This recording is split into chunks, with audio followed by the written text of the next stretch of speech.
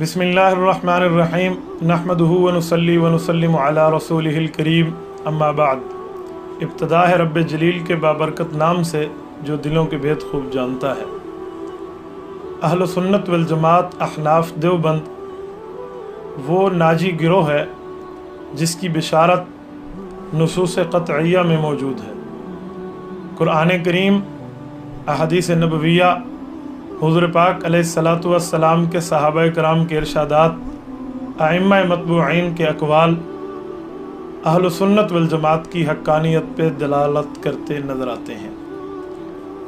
بدقسمتی سے 1957 میں اہل سنت والجماعت کے عقائد پہ ڈاکہ مارنے کے لیے ایک گروپ تشکیل دیا گیا اور سوچی سمجھی سازش کے تحت پورے پاکستان میں چیدہ جگہ پہ فسادات ہر مسجد میں کھڑے کیے گئے۔ ہر عالم کے درس میں، ہر خطیب کے خطابت میں، ہر واعظ کے جلسے میں مختلف قسم کی پرچیوں سے فسادات کرانے کا سلسلہ شروع کیا گیا۔ افسوس سے کہنا پڑتا ہے کہ یہ فسادی گروپ خود کو دیوبندی منسوب کرتے نظر آتے ہیں۔ اشاعت التوحید والسنہ اور ان کے بڑے اس جماعت کے اور اس فرقے کے، بلکہ میں کہوں بانی مولانا عنایت اللہ شاہ گجراتی، ان کی طرز پہ، ان کی ایما پہ یہ سارا کام شروع کیا گیا۔ آج اشاعت التوحید والسنہ علماء دیوبند سے کٹ کے مستقل ایک مسلک، مستقل ایک فرقہ، مستقل ایک فتنہ، مستقل ایک طبقہ بن چکا ہے۔ یہ میں خود نہیں کہہ رہا، ان کے جلسوں میں جو لوگ واقف ہیں، آتے جاتے ہیں، وہ یہ بخوبی سمجھتے ہیں کہ یہ معاملہ کہاں تک درست ہے۔ میں تو ان سے اندر سے واقف ہوں۔ ان کے جلسوں میں باقاعدہ نعرہ لگتا ہے، مسلک حق اشاعت التوحید والسنہ زندہ باد۔ یہ اس بات کی دلیل ہے کہ مسلک دیوبند کو قبول نہیں کرتے۔ میں حیران ہوں، خود کو جہاں پھنسے تو دیوبندی کہتے ہیں، اور جہاں مسلک کے نعرے کی بات آتی ہے پھر علماء دیوبند کی بات نہیں ہے، پھر مسلک حق اشاعت التوحید والسنہ زندہ باد۔ ہمیں یہ دو رنگی سمجھ نہیں آتی۔ میں اپنے احباب سے مختلف مجالس میں یہ بات عرض کرتا رہتا ہوں کہ ان سے گفتگو کس طرز پہ کی جائے۔ آج جس طرز پہ ہم جمع ہیں اور میں نے آپ حضرات کی خدمت میں جو بات بیان کرنی ہے، اس کا داعیہ ایک سوال ہے۔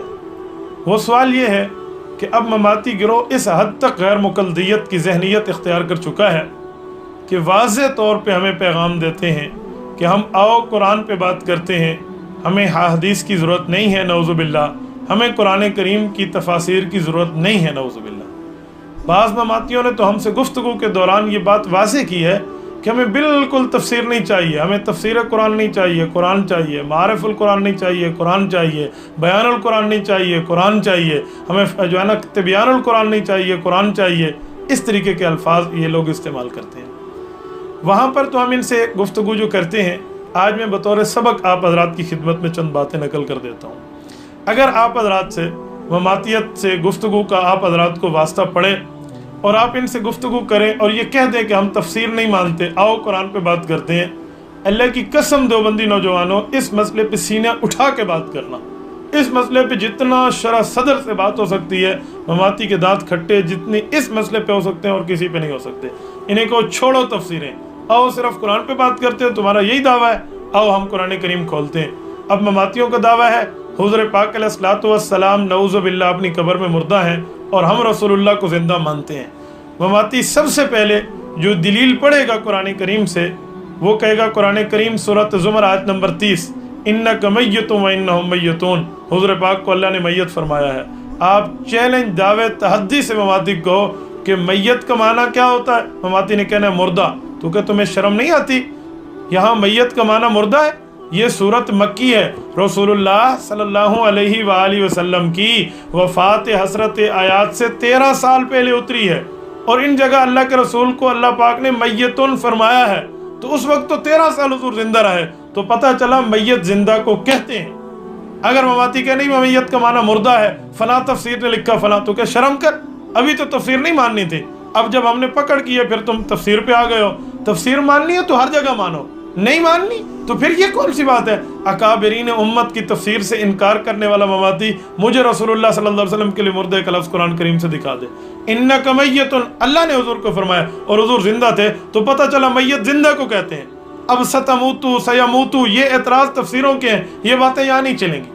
اور اگر تفسیر سے انکار کرتا ہے مماتی تو پھر اس کا معنی ہے مماتی کا یہ عقیدہ ہے کہ اللہ رب العزت ایک نہ ایک دن فوت ہو جائیں گے. یہ پکی بات ہے. کیوں؟ مماتیوں کو اس بنیاد پہ ہم کہتے ہیں کہ سورۃ عنکبوت آیت نمبر 57 اللہ فرماتے ہیں کل نفس ذائقۃ الموت، ہر نفس نے موت کا ذائقہ چکھنا ہے، یعنی ہر نفس نے مرنا ہے. اور نفس کا اطلاق تو اللہ رب العزت پہ بھی قرآن کریم میں ہوا ہے. آپ اٹھائیے سورۃ آل عمران اٹھا لیجئے، یا اسی طریقے سے آپ آگے جا کر قرآن کریم کی سورۃ مائدہ کی تفاسیر اٹھا لیجئے، تو اس جگہ تو اللہ رب العزت کو سورۃ آل عمران آیت نمبر 30 اور سورۃ مائدہ آیت نمبر 116 میں اللہ رب العزت کے لیے بھی نفس کا اطلاق ہوا ہے. وَيُحَذِّرُكُمُ اللَّهُ نَفْسَهُ، قرآن کریم میں اللہ تمہیں اپنے نفس سے ڈراتا ہے. اور دوسری جگہ سورۃ مائدہ آیت نمبر 116 میں ہے اللہ پاک کے لیے حضور پاک علیہ السلام کی زبانی نقل فرمایا گیا تعلم ما فی نفسی ولا اعلم ما فی نفسک، اللہ تو میرے نفس کے بارے میں جانتا ہے، میں تیرے نفس کے بارے میں نہیں جانتا. اس سے پتہ چلا کہ اللہ رب العزت کے لیے نفس کا اطلاق ثابت ہے. جب خدا کے لیے نفس کا اطلاق ثابت ہے اور قرآن کہتے ہیں کل نفس ذائقۃ الموت، ہر نفس پر موت آنی ہے، تو اس کا معنی یہ ہے کہ مماتی خدا کے موت کا قائل ہے. اب مماتی کہے گا نہیں نفس کا معنی یہ ہے، اس کی تفسیر یہ، اس کی تشریح یہ. آپ پکڑیں، آپ کہ شرم کرو، تفسیریں تو تم نے ماننی نہیں تھی، کس بنیاد پہ آپ نفس کا معنی کرتے ہو؟ آیات کی بنیاد پہ ماننا تو آؤ. اور دوسری بات مماتی کہتے ہیں اللہ کے معاملے میں جو ہے نا برابری ہو تو شرک ہے. ہم سمجھتے ہیں بالکل شرک ہے، اور اگر تفسیر نہیں ماننی تو قرآن کریم پھر نعوذ باللہ شرک کی تبلیغ کرتا ہے. نعوذ باللہ علیہ باللہ. کیسے؟ سورۃ مجادلہ آیت نمبر 1 اللہ فرماتے ہیں ان اللہ سمیع بصیر، اللہ سمیع بھی ہیں، اللہ بصیر بھی ہیں. سورۃ الدہر آیت نمبر 2 انا خلقنا الانسان من نطفۃ امشاج نبتلیہ فجعلناہ سمیعا بصیرا، اللہ فرماتے ہیں میں نے انسان کو سمیع بھی بنایا ہے، بصیر بھی بنایا. ادھر مماتی کہے گا خدا سمیع اور بصیر ہے، ادھر خدا خود فرما رہے ہیں میں نے انسان کو سمیع بھی بنایا، بصیر بھی بنایا. فجعلناہ سمیعا بصیرا. اب مماتی کیسے فرق کرے گا؟ یہ تو معاملہ ایک ہو گیا. اگر سمیع کا معنی سامع لے کر کہیں سننا کہیں نہ سننا، صفت مشبہ اور اس میں فاعل کا فرق کرے گا، یہ تو تفسیریں ہیں، تفسیر میں تو جانا نہیں ہے، لہٰذا پھر تو یہ شرک کا عقیدہ مان لو. اچھا اس سے ہٹ کے میں رسول اللہ کی ذات پہ آتا ہوں. اگر تفسیر نہیں ماننی، حضور پاک علیہ السلام کے لیے مماتی لکھ دے حضور حاضر ناظر ہے، حضور ہر جگہ موجود ہے، یہ بات لکھ دے. اگر تفاسیر اکابرین امت کے اقوال صحابہ کرام کی باتیں اللہ کے رسول کے فرامین نہیں ماننے، صرف آیات ماننی ہے، تو مماتی لکھ دے نا کہ حضور پاک علیہ السلام ہر جگہ حاضر ناظر ہے. کیوں؟ سورۃ آل عمران آیت نمبر 101 بتاتی ہے وَكَيْفَ تَكْفُرُونَ بِاللَّهِ وَأَنْتُمْ تُتْلَى عَلَيْكُمْ آیَاتُ اللَّهِ وَفِيكُمْ رَسُولُهُ، تمہارے اندر اللہ کے رسول موجود ہیں. رضا خانی یہی تو پیش کرتے ہیں کہ تمہارے اندر اللہ کے رسول موجود ہیں. اب اگر اس کا تفسیری معنی نہ دیکھا جائے کہ یہ صرف صحابہ کو فرمایا گیا تھا جو ایک واقعے کے لیے تھا کہ دیکھو اس بات کے اندر تو اللہ کے رسول تمہیں موجود ہے، ان سے پوچھ لو، پوری امت کی بات نہیں تھی.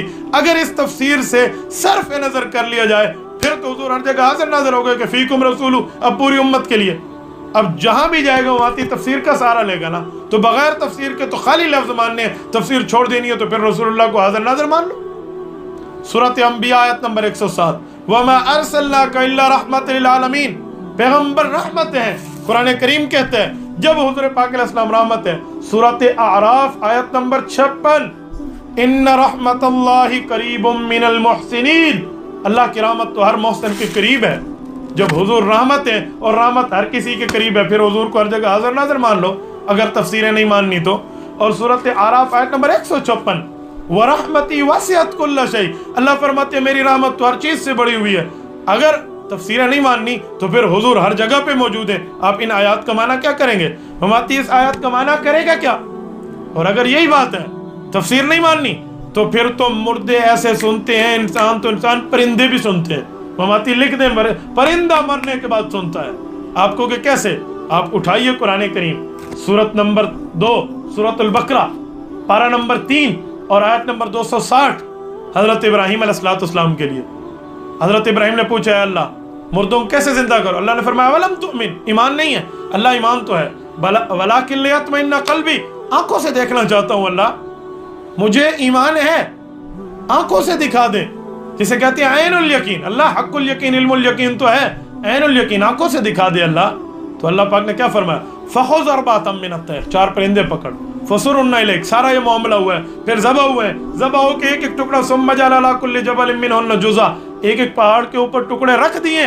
अब वो परिंदे मर गए, ज़बह हो गए, और इब्राहिम को हुक्म हुआ है, सुम्मा दुअहुन्ना, इनको बुलाइए, यातीना कसाया, तेरे पास दौड़ते हुए आएंगे।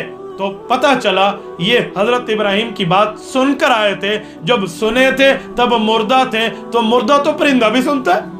अब छोड़ तफसीरों को, कहते जब परिंदा सुनते हैं तो अल्लाह के रसूल के सिमा का इनकार करते हैं, नऊज़ुबिल्लाह अलैहिस्सलाम, तो परिंदे से भी कम दर्जा नबी अलैहिस्सलाम को देते हो, किस बुनियाद पे माती तफसीर का इनकार करेगा?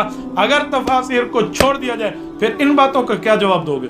और इस पर मैं मजीद एक बात कहूँ, अगर तफसीर नहीं माननी तो इल्म तफसीर, इल्म हदीस, इल्म उसूल तफसीर, इल्म उसूल हदीस, इल्म फ़िक़्ह, इल्म उसूल फ़िक़्ह, इल्म बलागत, इल्म कलाम, इल्म बदी, इल्म सर्फ, इल्म नहव, इल्म मंतिक, इल्म कलाम, और इसी तरह मुकम्मल 15 उलूम, ये पढ़ के बंदा मौलवी बनता है, मुफस्सर बनता है। तुम अपने बड़ों को क्यों मौलवी कहते हो, क्यों मुफ्ती कहते हो? फिर तो तुम्हारे मौलवी तफसीर से जाहिल हो गए। जब तफसीर माननी नहीं है, मौलवी पढ़े तो वो मौलवी वो तफसीर है, अल्लामा है, फहामा है, पता नहीं मकबूल बैन अल अरब वल अजम है, और इधर ये मामला है कि तफसीर नहीं माननी। अच्छा, जब तुम्हारे मौलवी तफसीर से जाहिल हैं, फिर मैं एक अगली बात कहूँगा, तुमने कुरान करीम की तफासिर लिखी क्यों है? क्यों लिखी है अपनी तफासिर? जब तफसीर माननी नहीं थी क्यों लिखी? ये मुखुल कुरान क्यों लिखवाई तैयब पंजपीरी से? क्यों लिखवाई है? न लिखवाते ना। ये शिफा सुदूर की आयात क्यों लिखवाई है? न लिखवाते। ये मजमुआ मकालात नेलवी के अंदर जवाहिरुल कुरान पे जब अटैक हुआ तो इक़दुल अक़यान फ़ी उनूक़ जवाहिरुल कुरान क्यों लिखा तुमने? इक़ामतुल बुरहान, ये सज्जाद बुखारी वाली किस बुनियाद पे आपने लिखी? खुलासा तफसीर की ये किताबें अमीर अब्दुल्ला डेरवी जो मास्टर है, इसकी क्यों लिखवाई? ये कुरानी अकायद, ये तफसीर क्यों लिखवाई? ये रिफाई तफसीर है, ये किस बुनियाद पे मातून लिखवाई हैं? इतनी तफसीरें तुम लिख दो, ये तुम्हारे लिए जायज़ है, और हम जब तफसीर तुम्हारे मुकाबले में पेश करें, ना फिर तफसीर की बात नहीं है। कुछ शर्म, कुछ हया करनी चाहिए। और ये अपने इश्तिहारात देखो, दौरा तफसीरुल कुरान, दौरा तफसीरुल कुरान, दौरा तफसीरुल कुरान। अगर ये तफसीर माननी नहीं है, दौरे तफसीर किस लिए कराते फिरते हो? फिर दौरा तफसीर की जरूरत क्या है? हमारे पास इतने हजार बंदा जमा हो गया, तो ये पंजपीरी के पंजपीर के अंदर इतने बंदे जमा हो गए, मास्टर की दौरा तफसीर में मास्टर अब्दुल्ला ने इतने बंदों को पढ़ा दिया, वो फलां जो है ना क्या कहते हैं जिसके नाम में आयात है और आयात का मुनकर है, उसके दर्स में इतने ज्यादा जमा हो गए। तो जब तफसीर माननी नहीं है, तफसीर किस बुनियाद पे पेश करते हो? और आखिरी वजह देवबंद के नौजवानों में आपको बताऊं, ममाती कुरान की अकाबरीन उम्मत की तफसीर का इनकार इसी वजह से करता है कि अपने झूठे अकायद को इस्लाम के नाम पे पेश करे। यही काम किया मिर्जा कादियानी ने, उम्मत की तफसीरों का इनकार करके अपनी तफसीरें लिखी। यही काम किया अहमद रजा खान रजा खानी ने, उम्मत की तफसीरों का इनकार करके अपनी तफसीर लिखवाई, नईमुद्दीन मुरादाबादी वगैरह और अहमद यार गुजराती वगैरह से। यही काम किया गुलाम अहमद परवेज ने, उम्मत की तफसीरों का अकाबरीन की तफासिर का इनकार करके अपनी लिखवा दी। यही काम किया मौदूदी ने, और उनने उम्मत के अकाबरीन की तफासिर का इनकार करके अपनी तफहीमुल कुरान लिखवा दी। यही काम आज के दौर में वाती कर रहे हैं। तो इसका माने मीठा मीठा हप हप, कौड़ा कौड़ा थू थू वाली बात है, यूँ नहीं होना चाहिए। इंसाफ से काम लो। मैंने आखिर में एक बार फिर कहता हूँ कि देवबंदी नौजवानों, अगर ममाती दरमियान में ड्रामेबाजी करे तो ये तमाम दलील इसके मुंह पे मारो, इंशाअल्लाह ता क़यामत इनके पास जवाब नहीं होगा। अगर इनके यहाँ जुरत, हिम्मत, ताकत, सकत, कुव्वत का कोई जर्रा भी महफूज है तो तफसीरों का इनकार करना ख़त्म कर दो और उम्मत के रास्ते पे आ जाओ। मैं एक दफ़ा फिर तुम्हें दावत दूंगा कि आप सही रास्ते पे आओ, अपनी कब्र को बर्बाद नहीं करो। अब हयातुन नबी और सिमाउन नबी इंदल कब्र का इनकार करके अपनी कब्र बर्बाद न करो, और अपनी कब्र को सांपों से मत भरो, और अपनी आखरत बर्बाद न करो। उलमाए देवबंद के इजमाई अकीदे की तरफ आ जाओ। अल्लाह पाक तुम्हें हिदायत की तौफीक अता फरमाए। व आखिरु दावाना अनिल हम्दुलिल्लाहि रब्बिल आलमीन। ला इलाहा इल्ला